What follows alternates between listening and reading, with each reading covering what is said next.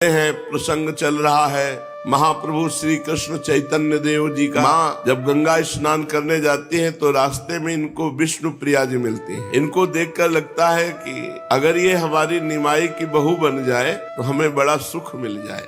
पर वो सनातन मिश्र जो राज पंडित है उनकी कन्याएं बड़े धनी है और महाप्रभु चैतन्य देव घर में तो अर्थ का अभाव ही है। पिता भी पधार गए हैं, केवल माता और महाप्रभु हैं। एक दिन काशीनाथ नाम के घटक कहते हैं बिचौलिया को। बंगाल में जो लड़की लड़के का ब्याह कराता है उस बिचौलिया को घटक कहते हैं। वो घटक सची माता को मिले, महाप्रभु चैतन्य देव की मैया को, और उनसे कहा कि ठीक हाल चाल है। तो उनका ठीक है, पर हम चाहते हैं कि अब हमारे घर में अगर निमाई का ब्याह हो जाए, घर में बहू हो तो सब सुख हो जाए। तो उन्होंने कहा आपकी नजर में कोई? तो बोले नजर में तो देखा है राज पंडित सनातन मिश्र की जो बेटी है विष्णु प्रिया, पर हम कह नहीं सकती क्योंकि बहुत बड़े आदमी है, बहुत धनेश्वर है और हमारे इतना धनेश्वर है नहीं। तो घटक ने कहा हम जाकर बात करते हैं। तो सनातन मिश्र के घर गए। घटक महाशय का, काशी नाम है इनका,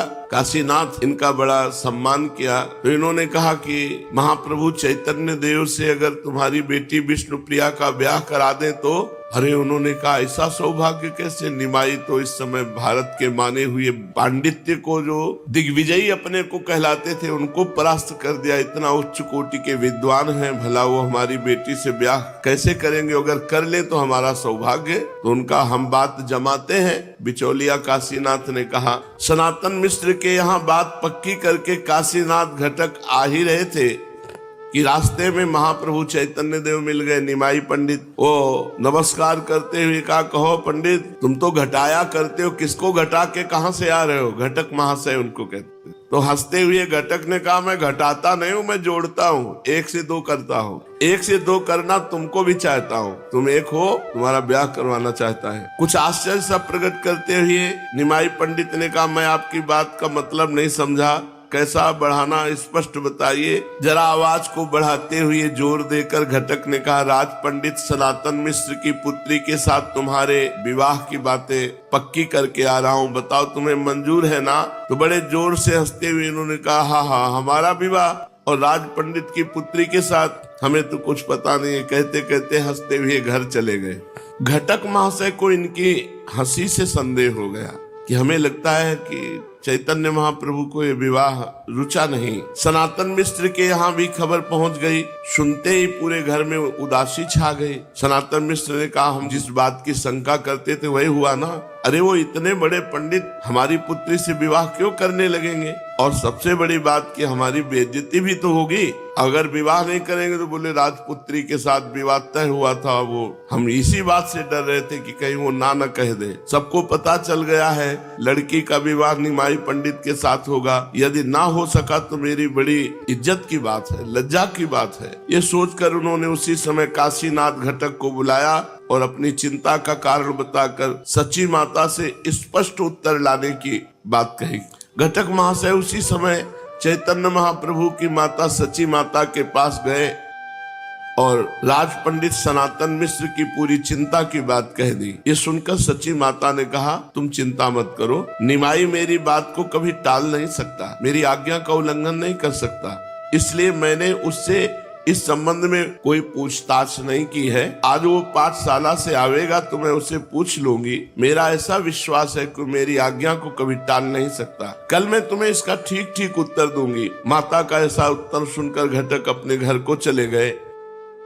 इधर जब शाम को पाठशाला से पढ़ाकर महाप्रभु चैतन्य देव घर आए तो माता ने इधर उधर की 2-4 बातें करते हुए बड़े प्रेम से कहा निमाई बेटा मैं एक बात पूछना चाहती हूँ, क्या सनातन मिश्र वाला संबंध तुझे मंजूर नहीं है? लड़की तो बड़ी सुशील और चतुर है, मैं उसे रोज गंगा जी पर देखती हूँ। निमाई ने लजाते हुए कहा मैं क्या जानूं, जो तुम्हें अच्छा लगे वो करो। माता को ये उत्तर सुनकर बड़ा संतोष हुआ। इन्होंने अपनी माता के संतोषार्थ स्वयं एक मनुष्य द्वारा सनातन मिश्र के यहाँ विवाह की तैयारी पक्की ऐसी खबर भिजवा दी चैतन्य महाप्रभु ने।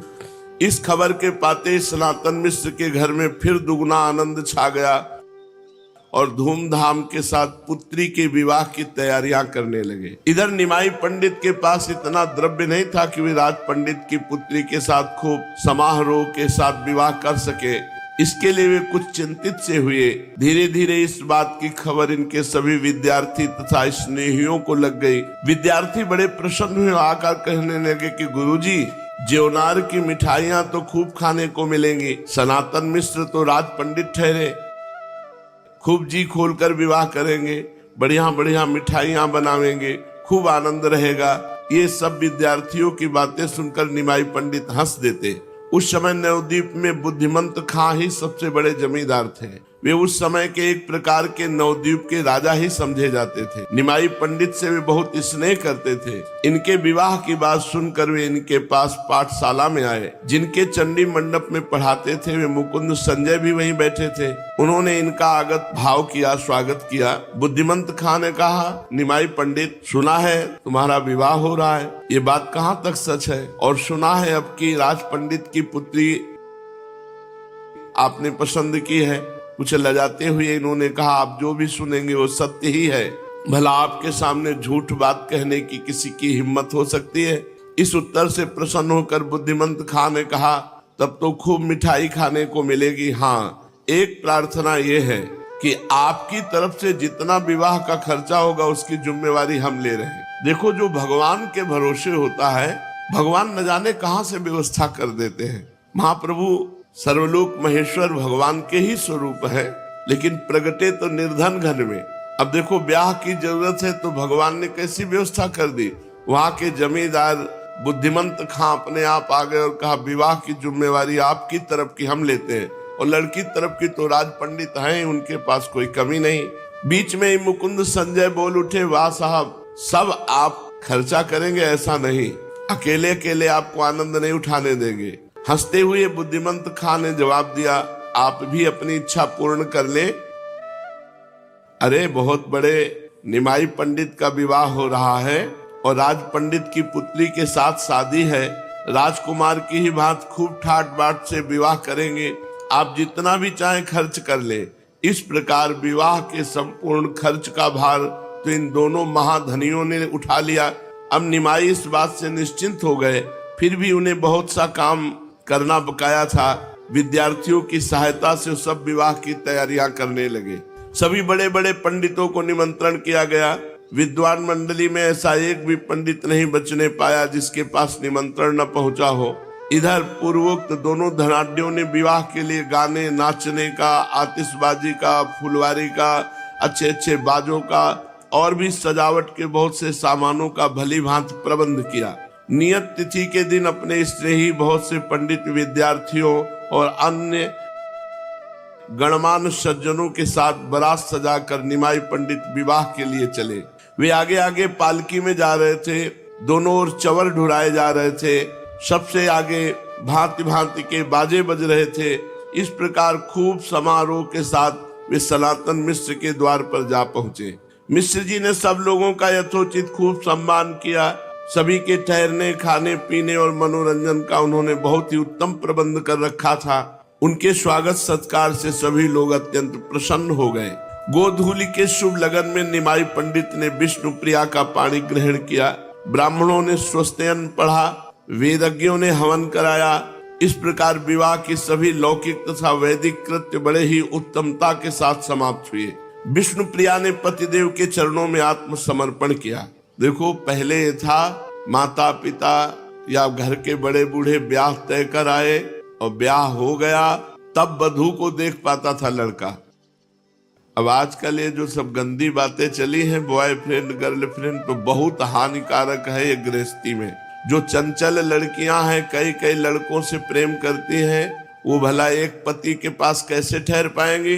जो चंचल लड़के हैं, कई कई लड़कियों के साथ ऐसे गलत आचरण करते हो, भला एक पत्नी के साथ कैसे ठहर पाएंगे? अगर एक पत्नी व्रत नहीं है, एक पाति व्रत नहीं है, तो गृहस्थ आश्रम ही क्या, वो तो व्यभिचार का घर है। ऐसी जगह संतानें वर्ण संकर होती है, पितरों को श्राद्ध आदि नहीं मिलता है, पितर असंतुष्ट हो जाते हैं। और कैसी परिपाटी थी, बूढ़ी बूढ़ी माई भी इतना घूंघट रखती। धर्म, मर्यादा, इज्जत, पवित्रता, अब वो तो सब खूंटी पे टंगी रह गई। आज का जो वातावरण है इन सब बातों को मजाक मानेगा। विष्णु प्रिया जी ने अपने पतिदेव के चरणों में आत्मसमर्पण किया। निमाई ने उन्हें अपने बाएं भाग में बिठा करके पूर्ण ब्याह की सब सामग्री, जितनी भेंट पूजा सब उनके पिता ने दी।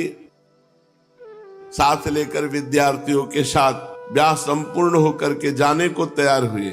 दूसरे दिन सनातन मिश्र ने सभी विद्वान पंडितों की सभा की, उनकी योग्यता अनुसार यथोचित पूजा की, खूब भेंट बरातियों को दी और विष्णु प्रिया जी के साथ चढ़ करके निमाई पालकी में विवाह करके घर आए। महाप्रभु चैतन्य देव का विवाह श्री विष्णु प्रिया जी से संपन्न हुआ। चिरकाल से जिसे अपनी पुत्र वधू बनाने के लिए सची माता उत्सुक थी, आज उसे ही पुत्र वधू के रूप में अपने घर आई देखकर बहुत प्रसन्नता हुई। वह उस युगल जोड़ी को देखकर मन ही मन अत्यंत प्रसन्न हो रही थी। घर में घुसते ही चौखट में विष्णु प्रिया जी की अंगुली पिचक गई और उससे रक्त धारा बहने लगी। मैया का हृदय बड़ा दुखी हो गया कि अभी नवीन वधू और प्रवेश करते ही ये तो भारी अपशकुन है। बहुत दुखी हुई, क्योंकि वैसे ही दुख में जीवन था। फिर थोड़े दिन में बात भूल गई, पर अपशकुन तो हो गया। पूरा जीवन रो रो करके माता को बिताना पड़ा, विष्णु प्रिया जी को बिताना पड़ा। महाप्रभु तो संन्यास लेकर के जगत उद्धार के लिए चले गए। विष्णु प्रिया को पाकर के निमाई अत्यंत प्रसन्न हुए और विष्णु प्रिया भी अपने सर्वगुण संपन्न पति को पाकर परम आह्लादित हुई। अब जैसे जैसे महाप्रभु की अवस्था बढ़ रही थी, वैसे वैसे इनके स्वभाव का परिवर्तन हो रहा था। बड़ा गंभीर स्वभाव, एकांत में बैठ करके भगवत चिंतन परायण, हृदय का एकदम परिवर्तन। विवाह होने के बाद सारी चंचलता न जाने कहाँ खो गई। आप एकदम भगवान के ध्यान में गंभीर मुद्रा में बैठे रहते और शरीर में भी भावावेश आने लगे। महाप्रभु के शरीर के सभी अवयव स्वभाव के ही अनुसार बने हैं। मनुष्य जैसे जैसे प्राकृतिक विचारों को छोड़ता है और भगवान का चिंतन करता, वैसे वैसे उसके शरीर में दिव्यता आने लगती है। वो प्रकृति से ऊंचे उठ जाता है।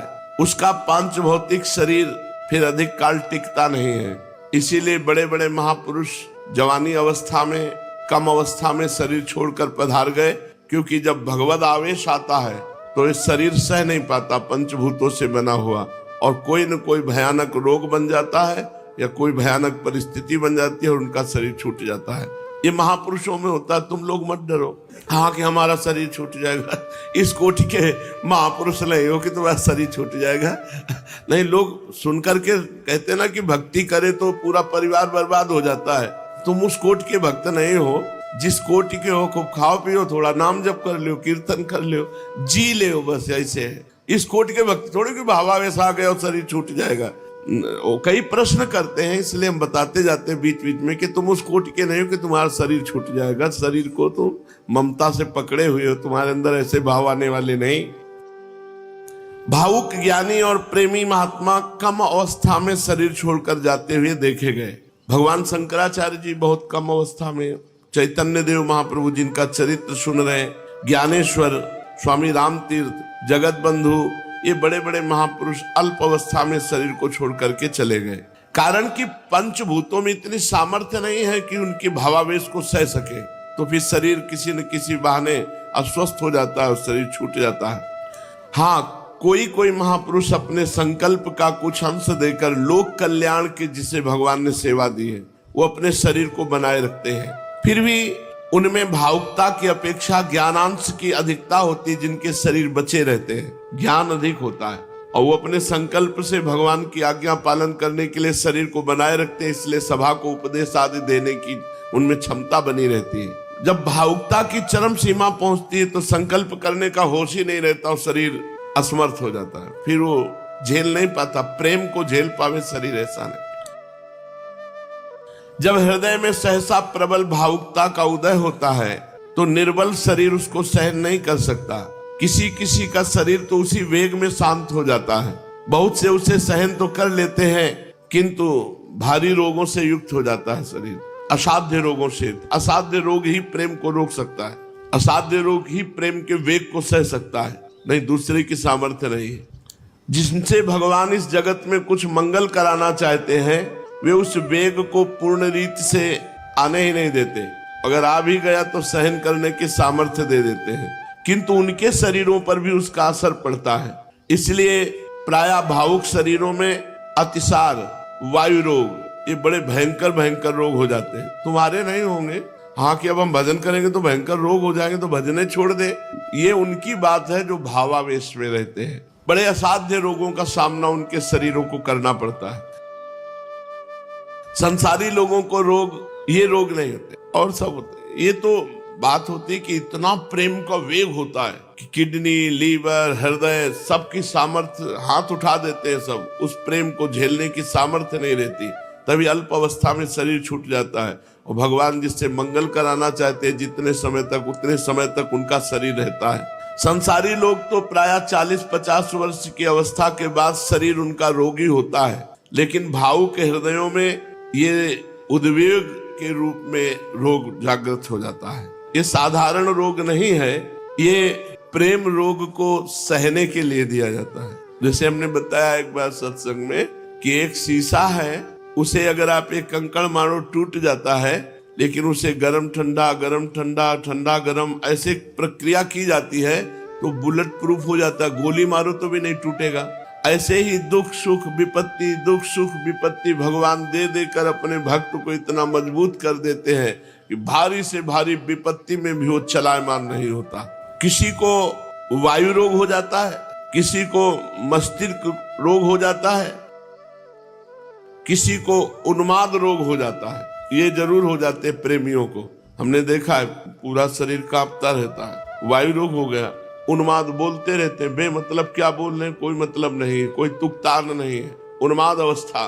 प्रेम रोग में ये वायु रोग, अतिसार, उन्माद, मस्तिष्क की शासन वृत्ति क्षीण हो जाना, क्या बोलना है क्या नहीं कहना है कुछ नहीं, जो चल रहा है वही चल रहा है। यहाँ तक कि लोग फिर जो नहीं जानते हैं उनके लिए उपचार करने लगते हैं। सालों अतिसार भयंकर रोग से पीड़ित बने रहे, फिर उन्होंने भावावेश में शरीर छोड़ा। तो ये जब प्रेम का उन्माद चढ़ता है तो एक अलग चीज होती है, ये बहुत बड़ी स्थिति होती है प्रेमोन्माद। प्रायः वायु रोग से तो ग्रसित हो ही जाते हैं, जो प्रेमी जन होते हैं उनके शरीर में वायु रोग तो हो ही जाता है। हमने देखा है, बहुत से ऐसे प्रेमी जनों को देखा है जिनका शरीर कांपता रहता है, कंपायमान होता रहता है वायु रोग के द्वारा। किंतु शरीर ठीक उसी कर सकता है जिसे भगवान ने सेवा दी है संसार का कल्याण करने की, नहीं तो प्रेम के झटके में ये पांच भौतिक शरीर नष्ट हो जाता है। रामकृष्ण परमहंस जी के गले में कैंसर, बोलने के लिए मना किया, वो खूब सत्संग करते हैं। ये जब भावावेश आता है तो कोई न कोई असाध्य रोग उसको सपोर्ट करके रोकता है, तभी तो प्रेमियों की जय जयकार होती है। कोई साधारण जीव प्रेमी थोड़ी हो सकता है कि भोगी जीव कोई प्रेमी हो जाए। कोई योगी जो निरंतर भगवान के चिंतन में, वो इस भावावेश प्रेम को प्राप्त होता है। अब निमाई पंडित का भी गाढ़ चिंतन भगवान का, जहां बैठे तो डूब गए, और बड़ा परम भावुक स्वभाव के थे। इनका शरीर तो बलवान था, तो चाहे जितना बलवान शरीर हो, प्रेम सहन करने की सामर्थ्य नहीं है। इसलिए इनका भावुकता का उत्तरोत्तर विकास हुआ और अंत में एकदम शरीर की स्थिति को ही भूल गए, देह सुधि भूल करके महाभाव में स्थित। इनके जीवन में एक से एक दिव्य भाव प्रकट हुए, इनकी सूरत बदल जाती, इनके शरीर की चेष्टाएं बदल जाती। ऐसी अलौकिक स्थिति प्रायः बड़े महापुरुषों में देखी गई, जैसी चैतन्य महाप्रभु के जीवन में देखी गई। अब वो निरंतर भावावेश में आकर के हरि बोल हरि बोल हरि बोल ऐसी अपनी धुन में मस्त हो जाते कि किसी के रोकने की, बात करने की कोई इनको स्मृति न रहती। और ये बावरापन चढ़ा कि जो वस्तु हाथ में मिल जाए उसी को नष्ट कर दे। एक उन्माद अवस्था। विष्णु प्रिया जी से ब्याह होते ही कहीं पानी को देखा तो पानी उलीच रहे, अन्न देखा तो सब अन्न फैला दिया, वस्त्र देखा तो वस्त्र चीर फाड़ के फेंक दिया। माता आसपास के लोगों को बुलाकर पकड़ाती कि क्या हो गया निमाई को, अभी विवाह हुआ है तो 4 दिन सुख के व्यतीत होते, पर वहां परम सुख की वर्षा करने वाले हैं, तो सांसारिक सुखों का क्या। महाप्रभु को उन्माद चढ़ गया, भावावेश। बाल्टी में पानी तो सब पानी उलीच उलीच करके, घर का अन्न सब फेंक देना, सब कपड़े फाड़ देना, और लोगों को बुलाती और कहती इनको पकड़ो, किंतु जो इनकी ओर जाता उसे मारते, मारने के लिए दौड़ते, वो भागता। किसी की हिम्मत नहीं पड़ती। फिर कई लोगों ने जैसे तैसे पकड़ करके इनको सैया पे सुलाया। चारों ओर विद्यार्थी स्नेहीगण सैया को घेर कर बैठे। अब पता नहीं क्या बोल रहे हैं, किसी को पता नहीं, पागलों की भांति। फिर स्पष्ट बोलने लगे, देखो मैं साक्षात विष्णु हूँ, हमारी पूजा करो और तुम सब लोग आज से श्री कृष्ण कीर्तन करो। कृष्ण कृष्ण कृष्ण कृष्ण कृष्ण। संसार में श्री कृष्ण का ही नाम सार है और सभी वस्तुएं नश्वर है, नाशवान है। इस प्रकार महाप्रभु उन्माद में बोलने लगे। लोग अपनी अपनी बुद्धि के अनुसार भांति भांति के अनुमान लगाते। कोई कहता, भैया ये तो बहुत बड़ा भूत चढ़ गया है इनके ऊपर, गांव के लोग हैं, भूत चढ़ गया है तो भूत व्याधि है। कोई कहता, नहीं नहीं मुझे पहचान है, ये डाकिनी का प्रकोप है, डाकिनी शाकिनी इनका प्रकोप है। कोई कहता, नहीं नहीं भाई बकवास बंद करो, हम तो कहते हैं ये बहुत शास्त्रार्थ करते थे, बहुत पढ़ाई करते थे, इसलिए इनका दिमाग खराब हो गया है। जिसके मन में जो आया सब सची माता सबके बातें सुनती चुपचाप। और विष्णु प्रिया जी तो दूर खड़ी हुई महाप्रभु की भाव दशा को देख रही है। अभी अभी ब्याह हुआ है और महाप्रभु का उन्माद अवस्था। कोई कहता, अरे इनके दिमाग की गर्मी बढ़ गई है। वैद्य बुलाए गए, वैद्यों ने देखा, उन्होंने कहा कि वायु रोग है। सब अपने, कोई कहता भूत है, कोई कहता डाकनी, कोई कहता दिमाग खराब हो गया, कोई कहता दिमाग की गर्मी चढ़ गई दिमाग में, कोई वैद्य कहता वायु रोग हो गया है। महाप्रभु वैसी उन्माद अवस्था में उनको लोग सैया पर पड़ाए हुए थे। बुद्धिमंत खां मुकुंद संजय दोनों धनियों ने जब सुना तो बड़े बड़े वैद्य लेकर के दौड़े दौड़े आए। ये बड़े धनिक थे, नाना प्रकार की मूल्यवान औषधियां साथ लाए।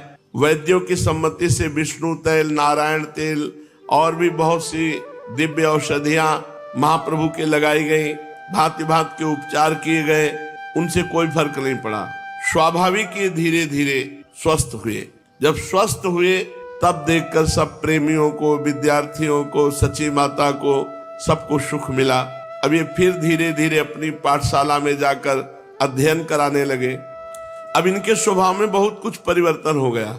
अभी पहले की भांति लोगों से छेड़खानी नहीं करते थे, इनमें बहुत गंभीरता आ गई। वैष्णवों की हंसी करना इन्होंने एकदम छोड़ दिया। इन्हें स्वस्थ देखकर लोग कहते, भगवान की बड़ी कृपा हो गई कि निमाई स्वस्थ हो गए। अरे भाई ये शरीर नाशवान है, क्षणभंगुर है, अब कुछ कृष्ण कीर्तन भी करना चाहिए। आयु को इस तरह बिता देना ठीक नहीं है। ये हाथ जोड़कर उन्हें प्रणाम करते जो ऐसे ब्राह्मण लोग इनको शिक्षा देते। वैष्णवों को इनके स्वभाव परिवर्तन से बड़ी प्रसन्नता हुई।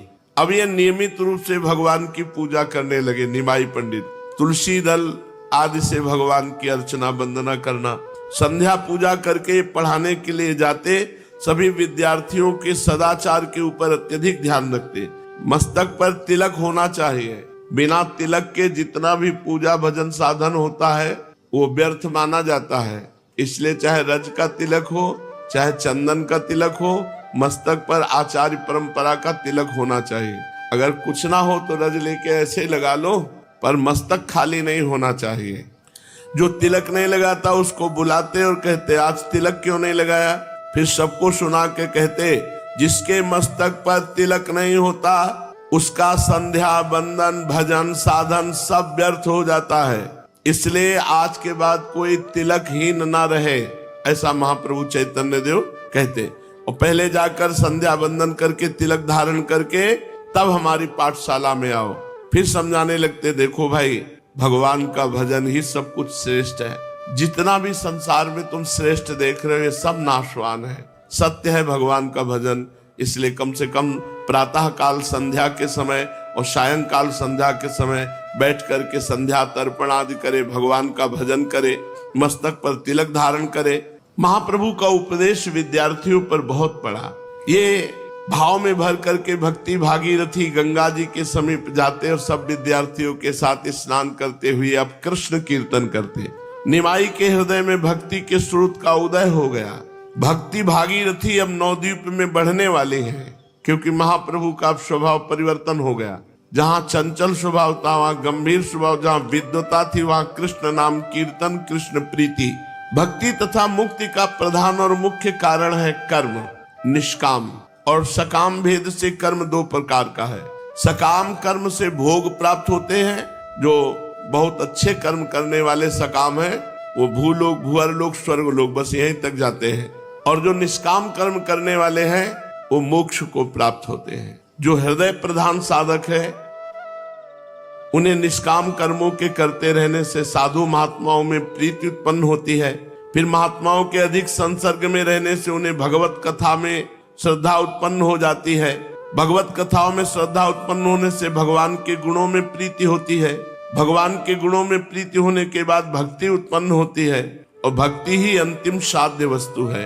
भक्ति ही पराकाष्ठा है, जीवन की परम गति है। जिसके जीवन में भगवान की भक्ति आ गई उसका जीवन धन्य हो गया। जो मस्तिष्क प्रधान लोग होते हैं वो ज्ञान मार्ग के पथिक होते हैं, और जो कर्मठ प्रधान होते हैं वो कर्म योग मार्ग के। ये 3 योग हैं, ज्ञान योग, भक्ति योग और कर्म योग। जो हृदय प्रधान वो भक्ति योग, जो मस्तिष्क प्रधान बुद्धि प्रधान वो ज्ञान योग, और जो कर्म प्रधान वो कर्म योग। कुछ ऐसे भी नित्य भक्त या जीवन मुक्त महापुरुष होते हैं जिन्हें फिर से कर्म करने की आवश्यकता नहीं होती। वे पहले से ही मुक्त होते हैं, क्योंकि वो आते ही है केवल संसार का कल्याण करने के लिए। जैसे श्री सुखदेव जी, जैसे सनक सनंदन सनातन सनत कुमार, ये कोई साधक थोड़ी, ये तो सिद्ध महापुरुष हैं। नारद आदि पहले से ही भक्त होकर उत्पन्न हुए, इनके लिए किसी प्रकार के विशेष कर्मों के अनुष्ठान की आवश्यकता नहीं हुई। आरंभ से ही वैराग्य तथा इनमें भक्ति विद्यमान थी। ये सिद्ध महापुरुष हैं। इसलिए श्री सुखदेव जी, सनक सनंदन सनातन सनत कुमार, ये आरंभ से ही परम ज्ञानी ब्रह्मबोध संपन्न स्वेच्छा पूर्वक विचरण करना, जैसे नारद आदि सदा हरि गुणगान करना, लोगों को पावन बनाते फिरना, अतएव इनके लिए आरंभ से ही कोई कर्तव्य कर्म नहीं है। प्रश्न उठता है कि भक्ति और मुक्ति में कौन श्रेष्ठ है? भगवान की भक्ति श्रेष्ठ है या मोक्ष श्रेष्ठ है? इसका उत्तर यही दिया जा सकता है कि दोनों श्रेष्ठ है। भक्त के लिए भक्ति श्रेष्ठ और ज्ञानी के लिए ज्ञान श्रेष्ठ है। ज्ञान से भी मोक्ष मिलता है, भक्ति से भी मोक्ष मिलता है। ज्ञानी जो है वो आत्म प्रेमी होता है, भक्त जो है वो कृष्ण प्रेमी होता है, राम प्रेमी होता है। दोनों में स्थिति सनातन है। सदा से प्राणियों की ये 2 परम स्थिति सुनी गई है। वेद शास्त्रों से ज्ञानी महर्षियों ने इन्हीं 2 स्थितियों का वर्णन किया है। तस्य तदेव मधुरम यस्य मनो यत्र संलग्नः। जिसका मन जहां लग गया उसके लिए वही मधुर है। अगर वो मस्तिष्क प्रधान है तो ज्ञान मार्ग में जाएगा, हृदय प्रधान है तो भक्ति मार्ग में जाएगा, कर्मठी स्वभाव कर्म करने का स्वभाव है तो कर्म मार्ग में जाएगा। बहुधा भक्तों को कहते सुना गया कि हम तो मुक्ति को अत्यंत तुच्छ समझते हैं, भक्ति के बिना मुक्ति को हम ठुकरा देते हैं। पर उनको ये समझना चाहिए कि ये बहुत ऊंची स्थिति है। मोक्ष जानते हो किसे कहते हो? तो ठुकरा किसे देते हो? 100 रुपया तो ठुकरा नहीं सकते, मोक्ष ठुकरा दे। मोक्ष बहुत बड़ी वस्तु है। जब मोक्ष प्राप्त, जैसे श्री प्रबोधानंद महाराज, जैसे मधुसूदन सरस्वती, जैसे श्री सुखदेव जी, ये मोक्ष प्राप्त महापुरुष है। ये ठुकरा दिए मोक्ष को और श्री कृष्ण प्रेम में। अपने लोग जैसे कहते हम तो मोक्ष ठुकराते, तो है कहा तुम्हारे मोक्ष? तुम मुक्ते कहाँ हो? अभी तो बंधे हुए विषयों में मिले नहीं तो मोक्ष ठुकरा क्या दे? तो ये वैसे ही बात हुई कि हम तो मोक्ष को ठुकरा देते हैं। वैसे ही जैसे जेब में 5 रुपया नहीं, वो कहते हम तो करोड़ों को लात मारते हैं, है ही नहीं तो मारोगे क्या? जब मोक्ष का अधिकार प्राप्त हो जाए फिर मोक्ष ना चाह कर भगवान का प्रेम प्राप्त करे, उसे भक्त कहते हैं। भगवान के मार्ग में ये 2 ही प्रधान मार्ग माने गए हैं, एक मस्तिष्क प्रधान ज्ञान मार्ग और एक हृदय प्रधान भक्ति मार्ग। ज्ञानी भी भगवान की आत्मा है और भक्त भी भगवान की आत्मा है। दोनों संसार के त्यागी हैं, दोनों सत्य के अनुरागी हैं, इसलिए इनमें से कोई छोटा बड़ा नहीं कहा जा सकता। महाप्रभु चैतन्य देव का जीवन भक्ति मार्ग का एक प्रधान स्तंभ है। उनके जीवन में शुद्ध भक्ति का परम पवित्र स्वरूप उदय हुआ। उसमें पक्षपात का लेश नहीं और दूसरे मार्ग के प्रति विद्वेष नहीं, किसी भी कर्म की उपेक्षा नहीं, संकुचित भावों की गंध नहीं। वहां तो शुद्ध प्रेम है। ज्यों ज्यों आगे बढ़ना चाहो त्यों ही त्यों अधिकाधिक प्रेम करो, यही शिक्षा उसमें प्रोत रूप से भरी पड़ी है। उनका नाम लेकर आज जो बातें कही जाती हैं वे चैतन्य देव की कभी हो ही नहीं सकती, जिनमें किसी आचार्य की निंदा हो, किसी भक्त की निंदा हो, कभी नहीं हो सकती। इसका साक्षी महाप्रभु चैतन्य देव का प्रेममय जीवन है। सांप्रदायिक विचार तो पीछे के संकुचित बुद्धि वाले लोगों के मस्तिष्क से निकले हैं। अपनी चीज का नाम कोई चाहे जो रख ले, कोई रोकने वाला थोड़ी है। चैतन्य महाप्रभु का जीवन तो परम प्रेम में सभी को आश्रय देने वाला परम महान है। उसमें भला सांप्रदायिक संकुचित भावों का क्या काम? इनके हृदय में प्राणी मात्र के भावों का आदर था। अब निमाई पंडित का विवाह हो गया है। विष्णु प्रिया उनके सब प्रकार से अनुकूल आचरण करती हैं। विष्णु प्रिया जी का बड़ा स्वभाव हंसमुख है, वे सुशीला है, गृह कार्यों में चतुर है और अत्यंत ही पति परायणा है। वे अपने पति को ही सर्वस्व समझती हैं। ये सब होते हुए भी निमाई का चित्त उदास रहने लगा। न विष्णु प्रिया जी से बात, न माता जी से बात, न किसी से बात। यहाँ से प्रारंभ होती है विशेष जीवन की लीला। पता नहीं अब उनकी वो चपलता कहाँ चली गई, मुस्कुराहट कहाँ चली गई। हर समय उदास रहने, घंटों एकांत में बैठे आंसू बहा रहे हैं। पता नहीं क्या चिंतन करते हैं कि रो रहे हैं बैठे हुए। कोई संसारिक पुरुष से मिलना नहीं, किसी से बातचीत नहीं करना, अब कुछ अच्छा नहीं। यही नारायण हरि भजन में पांचों न सुहात, विषय भोग, निद्रा, हंसी, जगत प्रीति, बहुबात। ये 5 बातें भजनानंदी को अच्छी नहीं लगती। विषय भोग अच्छे नहीं लगते, बहुत प्रपंच की बातें अच्छी नहीं लगती, हंसी मजाक अच्छा नहीं लगता, नींद अच्छी नहीं लगती, लोगों से मिलना जुलना अच्छा नहीं लगता। महाप्रभु एकांत में घंटों बैठे रहते और भगवान का चिंतन करके रोते रहते। अब सभी को चिंता होने लगी, विष्णु प्रिया जी को भी, सची माता को भी, विद्यार्थियों को भी, क्योंकि किसी से बात न करना, उदास बैठे रहना। जब हृदय में किसी प्रबल भाव का आगमन होने को होता है तो उसके पूर्व हृदय एक प्रकार के अभाव का अनुभव करने लगता है। जी चाहता है कि चिल्ला चिल्ला कर रोऊं। ऐसी दशा में लोग समझ नहीं पाते, गलत समझने लगते कि इनको कोई रोग हो गया है, इनको कोई डिप्रेशन हो गया है या क्या है। वो एक हृदय में खालीपन, कब मिलेंगे भगवान, कैसे मिलेंगे भगवान, और वो रो रहा है तो बाहरी लोग कैसे जाने। बस यही लगता है कि तीर्थों में चला जाए, विरक्त महात्माओं का जो भगवान के प्रेमी संत जन है उनका संग किया जाए, उनका सत्संग सुने, उनके मुख से हरि चर्चा सुने। अब निमाई ने भी प्रकट किया कि मुझे तीर्थ यात्रा करनी है। बंगाल में सकाम कर्मों की प्रधानता है। वहाँ के बहुत ही कम मनुष्य निष्काम कर्म का महत्व जानते हैं। अधिकांश लोग किसी न किसी कामना से ही संपूर्ण धार्मिक कार्यों को करते हैं। सकाम कर्मों में पितृ श्राद्ध को बहुत बड़ा महत्व दिया गया है।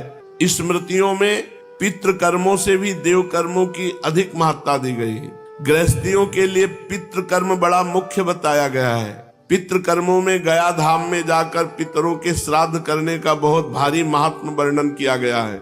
इसलिए प्रतिवर्ष बंगाल से लाखों मनुष्य गया जी पितृ श्राद्ध करने आते हैं। दूसरे प्रांतों से बहुत संख्या से यात्री आते हैं गया जी श्राद्ध करने के लिए। बंगाल में तो इसका बहुत प्रचार प्रसार है। अब निमाई पंडित ने भी अन्य पंडितों के साथ विचार किया कि चलो गया जी चला जाए। गया में जाकर अपने पिता का श्राद्ध करने का विचार आया, किंतु ये सकाम भावना से नहीं, अपनी एकांतिक वृत्ति को और बढ़ाने के लिए कि किसी से मिलना जुलना नहीं, परम धाम है, श्रद्धा पूर्वक जाकर के भगवान के चरणों का दर्शन गया धाम में और अपने पिता को श्राद्ध देना। ये केवल अपने भाव के लिए, कोई सकाम भाव से नहीं।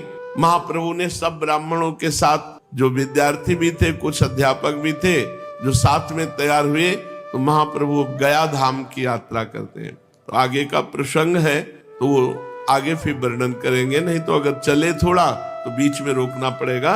इसलिए गया धाम की यात्रा की चर्चा आगे। श्री राधा वल्लभ लाल की जय।